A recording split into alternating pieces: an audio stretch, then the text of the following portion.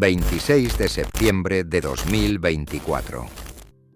La noche cae sobre la costa de Florida y el mar ya no parece mar. Parece una masa oscura empujada por una fuerza que lleva días creciendo sobre el Golfo de México. En los radares, el huracán Helene avanza como una enorme espiral de nubes, viento y agua. Ya no es una tormenta más. Es un huracán de categoría 4. Amplio, rápido y extremadamente peligroso. 60 condados están bajo estado de emergencia. Las carreteras se vacían, las gasolineras se agotan, las familias que pueden salir, salen, y las que no, se quedan escuchando una advertencia repetida durante horas. El tiempo para prepararse se está acabando. Durante días, los meteorólogos habían seguido a Helene desde el Caribe occidental. Primero fue una onda tropical.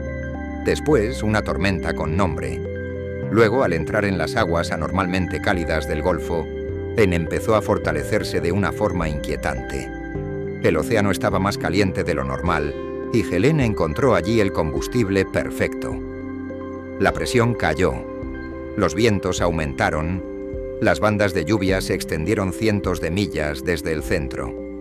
Para cuando se acercó a Florida, Helene ya no era solo una amenaza para la costa. Era una máquina atmosférica capaz de tocar tierra en un estado y seguir llevando destrucción hacia lugares que estaban muy lejos del océano. Justo antes de la medianoche, el ojo del huracán tocó tierra cerca de Perry, Florida. La costa recibió el impacto en la oscuridad. En Taylor County, la marejada ciclónica empujó el agua hacia comunidades enteras. El viento arrancó árboles, dañó casas y dejó calles bajo una mezcla de lluvia, barro, ramas y agua salada.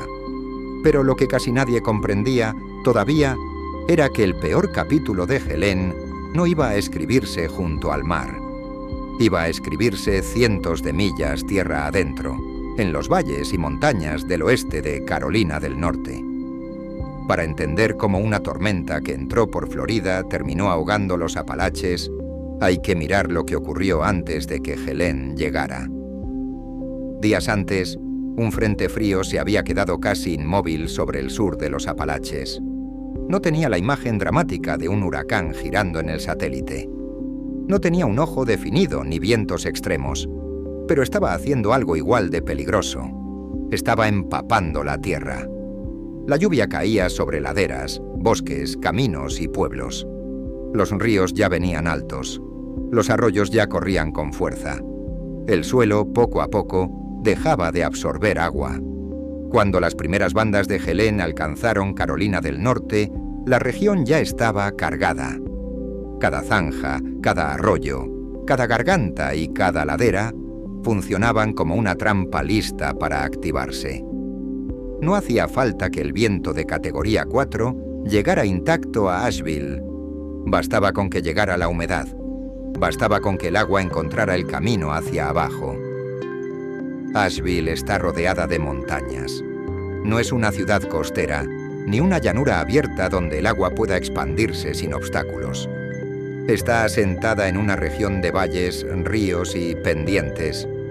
El French Broad River atraviesa la zona como una arteria antigua. Alrededor se levantan las Blue Ridge Mountains, las Black Mountains, Pisgah y las Great Smoky Mountains. Cuando llueve sobre esas montañas, el agua no se queda arriba.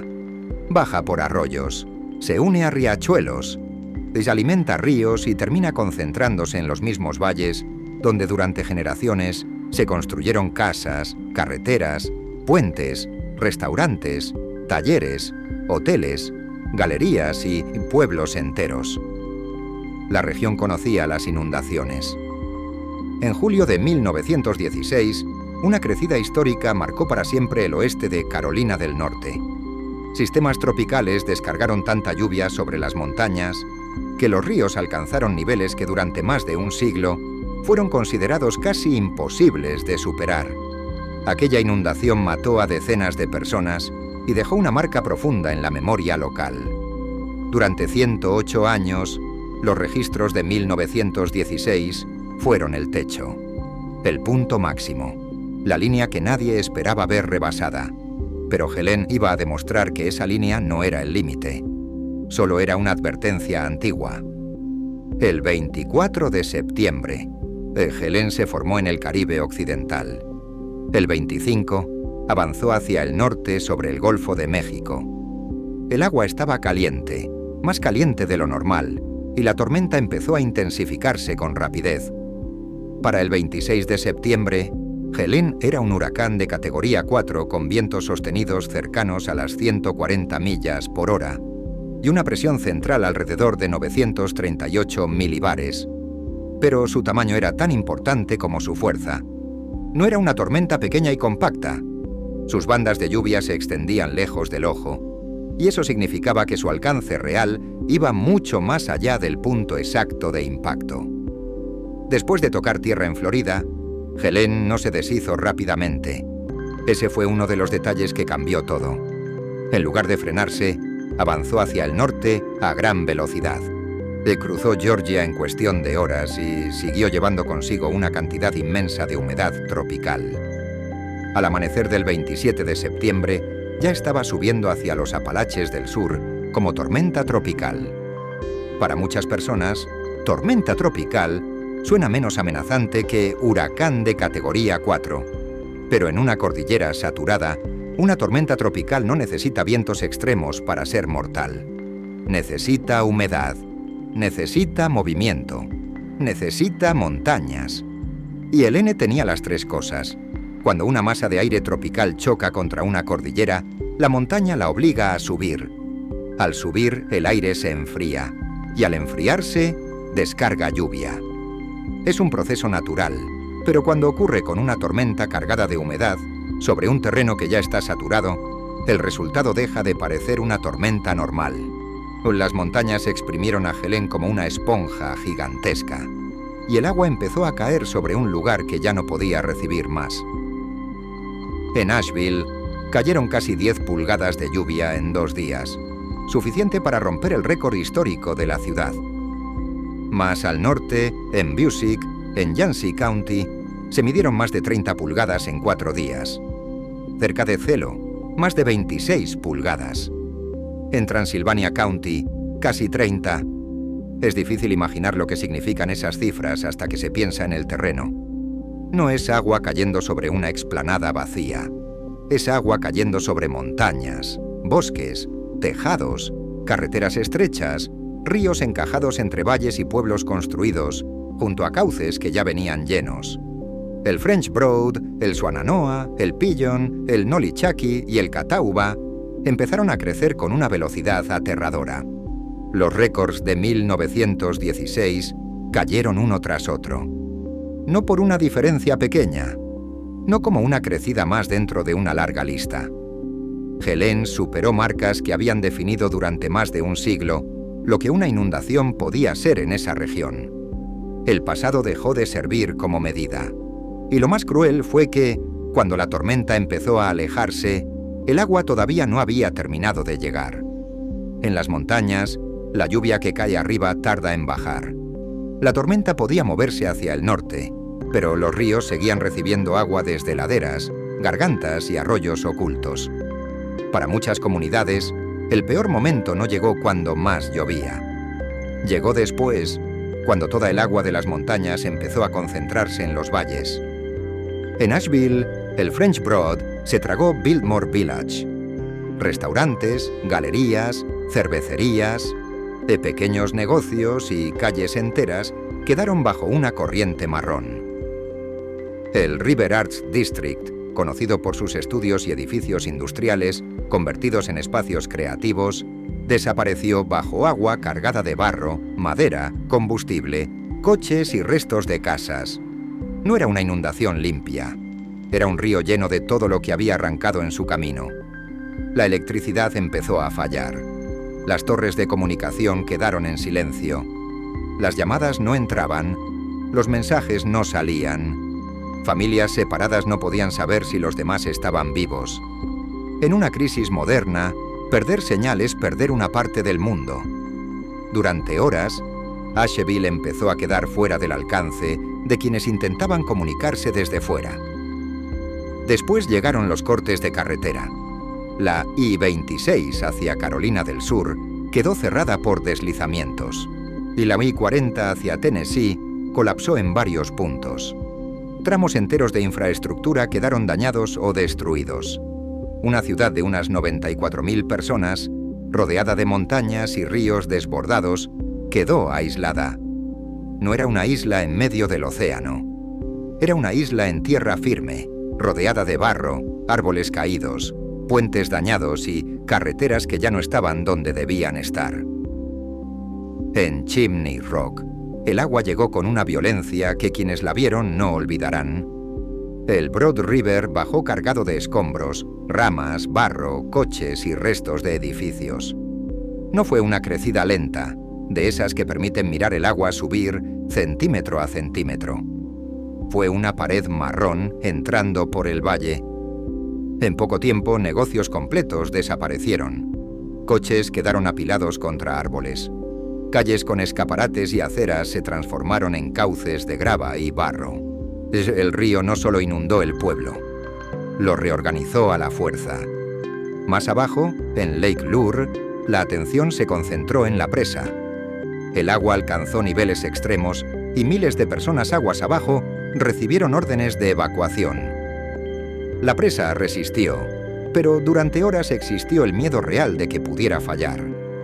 Cuando una presa está en peligro, el desastre deja de sentirse gradual. Todo depende de una estructura, de que aguante una hora más, y luego otra más. Si cedía, el agua no bajaría como una inundación normal, bajaría como una pared. Mientras los ríos destruían los valles, las montañas empezaron a ceder desde arriba. Más de 1000 deslizamientos de tierra se activaron en un solo fin de semana. Laderas que durante años parecían firmes se desprendieron de golpe. Casas se movieron de sus cimientos. Caminos rurales desaparecieron. De puentes quedaron dañados. En algunos lugares la montaña no solo bloqueó el paso, se llevó el paso consigo. Una sección de la I-40, una ruta clave entre Carolina del Norte y Tennessee, colapsó en la garganta del Pigeon River. Y en un desastre así, una carretera no es solo asfalto. Es ambulancia, es comida, es combustible, es medicina. Es la posibilidad de llegar a alguien que está esperando ayuda. Cuando una carretera cae, también cae una parte de la respuesta. Las cifras llegarían después. Miles de millas de carreteras afectadas, puentes dañados, viviendas destruidas o golpeadas por la tormenta, comunidades enteras enfrentando una reconstrucción de años. Pero en ese momento nadie pensaba en cifras. La gente estaba subiendo a techos, estaba buscando vecinos, estaba intentando cruzar calles que ya eran ríos. Se le estaba llamando una y otra vez a teléfonos que no respondían. En Asheville, el VA Medical Center enfrentó otra amenaza. El hospital perdió la conexión normal a la red eléctrica y quedó dependiendo de generadores. Dentro había pacientes que no podían esperar a que las carreteras se despejaran. Personas conectadas a máquinas. Veteranos cuyo margen de seguridad se medía en horas. Pero las rutas de acceso estaban bloqueadas por árboles caídos, barro, rocas y deslizamientos. 2 linieros, Matt Martinka y Nathan Curley, recibieron una realidad simple y brutal. En vehículo no se podía entrar, así que entraron a pie. Cargaron herramientas, equipo y piezas de reemplazo. Caminaron por terreno inestable, entre barro, árboles caídos y zonas donde la montaña todavía podía moverse. Cuando llegaron al hospital, lograron restaurar la energía. Dentro, las máquinas siguieron funcionando. Ese tipo de momentos no siempre aparece en las cifras oficiales. No reduce el nivel del río, no reconstruye un puente, no borra la lluvia acumulada. Pero para quienes dependían de esa electricidad, lo cambió todo. En medio de una catástrofe regional, 2 personas caminando por una montaña destruida mantuvieron viva una línea invisible entre el colapso y la supervivencia. Los rescates continuaron durante días. Helicópteros, equipos acuáticos, bomberos, voluntarios y vecinos se movieron por una región donde cada valle presentaba un problema distinto. Había personas atrapadas en techos, casas aisladas por el agua, comunidades incomunicadas y carreteras partidas. Había lugares donde el mapa ya no coincidía con el terreno. En esas horas, el desastre tenía muchas caras. De una familia esperando en una planta alta mientras el agua subía. Un anciano sin señal, intentando saber si sus hijos estaban bien. Un vecino con una motosierra, abriendo paso entre árboles caídos. Un helicóptero buscando un lugar seguro para acercarse. Una embarcación avanzando entre corrientes llenas de objetos capaces de romperlo todo. Y mientras la ayuda oficial trataba de abrirse camino, la comunidad empezó a responder por sí misma. En Asheville, Gustavo Ponco Bermejo y Beloved Asheville llevaron comida, agua, fórmula para bebés y suministros básicos a barrios golpeados, refugios y zonas donde la respuesta tardaba más en llegar. En un desastre así, la primera línea muchas veces no lleva uniforme. A veces es alguien que conoce una carretera secundaria, alguien que sabe quién vive solo, alguien que recuerda que en una casa hay un bebé, de una persona enferma o un vecino que no puede salir caminando. Con el paso de los días, la escala real de la tragedia empezó a tomar forma. Helene dejó más de 250 muertos en Estados Unidos. Más de 100 murieron en Carolina del Norte. Los daños alcanzaron decenas de miles de millones de dólares. Pero ninguna cifra puede explicar del todo lo que significa perder una casa, un negocio, una calle o el lugar donde una familia había construido su vida. Una vivienda destruida no es solo madera, ladrillo y techo. Es una mesa, fotos, herramientas, recuerdos, años de esfuerzo arrastrados por agua marrón en una sola mañana. Helene cambió la forma de entender los huracanes. Antes, muchas personas asociaban el peligro con la costa, el viento y la marejada. Pero esta tormenta demostró que una amenaza tropical puede perder su ojo si alejarse del mar y seguir destruyendo, si lleva suficiente humedad hacia montañas saturadas. El peligro no terminó cuando Helene dejó Florida. Para los Apalaches, empezó después. Ahora los mapas de inundación se miran con otros ojos. Los códigos de construcción, las carreteras, los puentes, los planes de emergencia y las pólizas de seguro enfrentan una pregunta incómoda. ¿Qué ocurre cuando el peor escenario histórico deja de ser suficiente? Si durante más de un siglo, 1916, fue el techo. Helene demostró que el techo podía romperse. El agua bajó. El barro empezó a secarse. Algunas carreteras volvieron a abrir. Las luces regresaron poco a poco. Pero para quienes vivieron la tormenta, Helene no terminó cuando dejó de llover. Continuó en las casas vacías, en los negocios cerrados, en los puentes ausentes, en las llamadas que nunca recibieron respuesta y en las marcas de agua más altas que cualquier recuerdo anterior. El viento nunca llegó a Asheville con toda la fuerza de un categoría 4. No hizo falta. Helene trajo algo más silencioso, más pesado y más difícil de detener. Agua suficiente para atravesar montañas, borrar carreteras, aislar ciudades y romper récords que parecían intocables desde hacía más de un siglo. Si quieres apoyar más historias reales contadas con respeto, dale like y suscríbete.